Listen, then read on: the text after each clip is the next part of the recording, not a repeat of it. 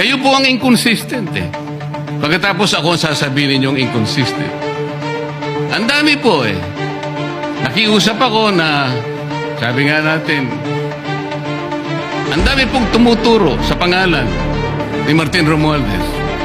Inimbita po ninyo, hindi dumating. Nakiusap ako, naimbitahan uli. Ang sabi po ninyo sa pamagitan ng inyong interview, eh kung pupunta siya rito, welcome. Kung hindi siya pupunta, wala tayong magagawa because of inter-parliamentary courtesy. Mr. President, hindi po karaniwang pagnanakaw ang nangyari sa kasaysayan ng ating bansa.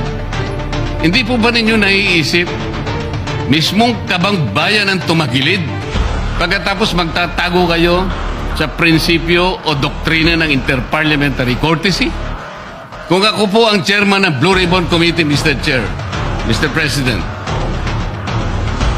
hindi ko po igagalang inter-parliamentary immunity sapagkat ang pinag-uusapan dito ay interes ng mamamayan. Huwag po tayong magtago kung saan-saan.